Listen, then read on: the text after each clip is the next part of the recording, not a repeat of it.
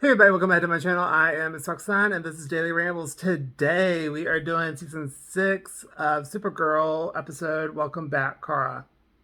So Brainy has a package and it's a very weird delivery of a package because it looks like he was like doing all these like fancy like he was on a mission or something. And we got back, we found out it was just freaking cake that said "Welcome Back, Car" on it, which I thought was really cute. And I was like, she must be sleeping so good underneath that light. Or no, Nia said that.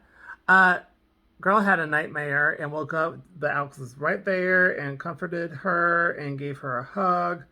And then you have a welcome home party. And let me tell you something, it was very emotional, like to the point I was getting teary eyed. And I was like, wow, that was A plus right there. Anyway, so the dad is there too, and he's staying for a bit before he goes back to visit the rest of Krypton that's in something city. I forgot the name of it actually. Argo City, yeah, that's it. So anyway, he's gonna be staying for a bit. So the next day, Kara, Nia, and the dad are in the elevator going up, and she's starting to spaz out about work because she hasn't been there in a very long time. And so Nia's like, it's like telling her what she said to Andrea, and the dad is going to be Nia's uncle from Midville. I'm pretty sure Midvale is mid something. Anyway, so they're at work, and Andrea's like, I want to hear all about what happened and the story when kind of expected. She's like, well, it's not finished yet, as in there's actually no story. And Andrea's like, well, what do you mean? And Carl was like, the guy recounted everything. He wanted everything off the record, and he went back underground. So there's no story. Okay. And Andre just was like, "You're late for the staff meeting." And so there's a meeting, and so basically, Catco is number 8 on the list of trending company news outlets. And she's like, we will be number 1 next month, or I will have new staff. Okay, so step it up. And so she wants the Supergirl exclusive with the Phantom attack, and that basically infected everyone from earlier in the season. That kind of mirrored COVID a little bit. And so Nia had to explain about what happened and how they tried to bring her back the first time, and it wasn't pretty. Then there's the awkwardness with William because now he has a girlfriend now because she's like, hey, we should really definitely go get that coffee. He's like, definitely soon, but I have something with my girlfriend. I met her and she's really pretty and da da da da. Well, I don't think she even said that. Anyway, it was awkward. And so then we cut to where there's a satellite falling down. And after Neil was checking up on the dad, so Karin and Dad say the satellite will send it back into space and save everyone, and took out the fire on the trash island. And with Kara, so that was kind of like a bonding moment. But then the fire reunited as they were leaving, and they should have taken it out. Then Kara presented the idea to Andrea about the trash island and how Luther Court kind of just dumped it there. And so she shoots down her idea for her doing it to William doing it. And then Kara has to do the Phantom story. And she's starting to spaz out about that. Every time she's trying to write the article, she literally has PTSD from being in the Phantom Zone. Because she's like, I don't want to hear about the Phantom Zone. Oh, the light just went on. Anyway, then the dad calls, and basically Earth is going bye-bye because of the environment on all these trash islands, and he's very concerned and he wants to help. So she was like, he was like, do we have any data that can help us with and compare data from how the planet was on Krypton to Earth now and see the trajectory of it going bye bye. So she takes it to the Fortress of Solitude, and then we cut to where Nia and Lena talk about parents. That's kind of how they bonded early on when they were going into the Phantom Zone. So I think it's nice that Lena keeps checking up on Nia about that, and basically we cut to the Fortress of Solitude because he didn't think that it would ever happen, and so he was really astounded about it being there. And then Kara had more PTSD, like flashbacks of Lex sending her into the Phantom Zone and how everything still looks kind of nice and clean and not bad. Then Calix pulled records, and then the dad had an idea how to fix the oceans. And then Lex had a third party do a retain to the article, and basically she's like, "I don't care. I need you to find dirt." So we cut to where the fire is contained with the trash island because Brainy and John went there and they decomposed the molecules to get rid of the fire because it was from a alien engine fuel. Then we cut to where the dad built Calix into Oscar to take out the trash and to minimize it and to clean the ocean. They got Oscar because the dad decided to binge watch Sesame Street the entire time because he's like, it's the one that was in the trash. And I was just like, oh my God.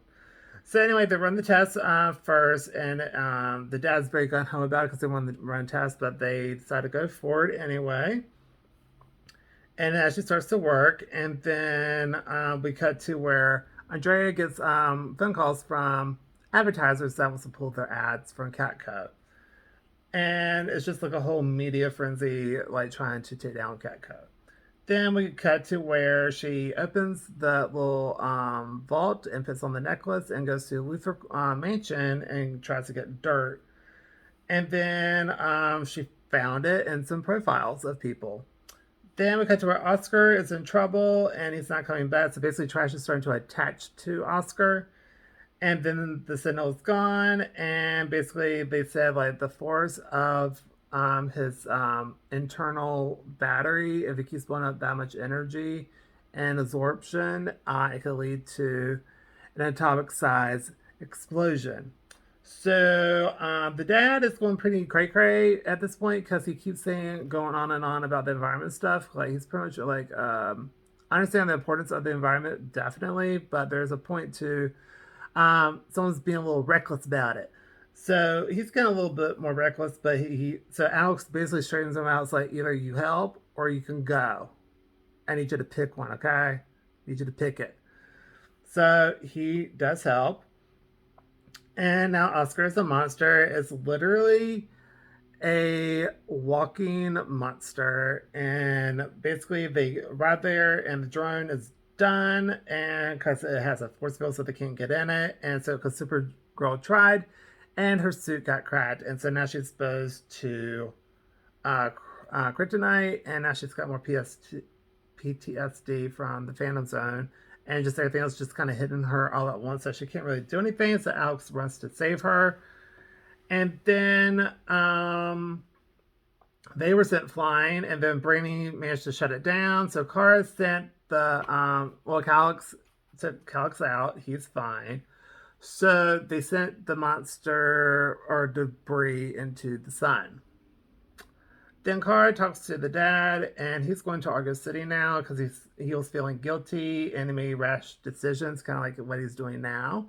So he wanted to earn his way back to his wife. So anyway, and so he's leaving. Then Andrea published William's article and gives him the Super Friends profiles and wants him to track them and basically just he wants to know where they are all the time. I was like, that's a little stalkery, but okay. Then we got to Relina calls Nia, and she's going home where she was born because Nia's like to Luther Mansion. She's like, no, to where I was born. And so we cut to where Alex comforts Kara, and she wants to mirror Iris's article that she did on bringing the city together. So she wants to incorporate that with the Phantoms and how that brought the city together. And I love how they said mirroring because of the last season of The Flash. Well, recording this video, season 6. Yeah, because I'm so behind. I'm sorry. Anyway, so then we cut to where someone had a nightmare about Mixley. I'm not sure which one had it. I'm pretty sure it was Kara, but I'm not sure. Anyway, that was the end of the episode. I give it a strong A because there is a lot of heart in the episode, and I absolutely loved it, but the environmental thing kind of brought it down a little bit to the dad was acting a little cray-cray. Like I said, it's important that environment be preserved and to fix stuff, but not to just send something out there and hope it works without testing it at first, because that's very irresponsible, period. But everything else I liked, because I like how Kara is still dealing with PTSD, and Alex is there to listen, because at first she said you don't have to talk about that, and Kara said at the end of the episode, yes, I do need to talk about, because it's starting to block me from doing stuff. So I want to talk about it so I can feel better about it, and I feel that's a good rational decision, and not how some people backslide 24/7 into stupid ass decisions on other shows. So anyway, I really like how it wasn't like a one and done, and how this might transfer over into more episodes. I don't know yet, because I'm not binge watching then doing videos. I'm doing one video at a time. So anyway, really good episode. Really enjoyed it. So that's why I gave it the A. And that's the end of this video. And I really hope you all have a great day, evening, or night, whenever you're watching this. I hope you're having a good one. And I hope to see y'all soon in my next video. Bye.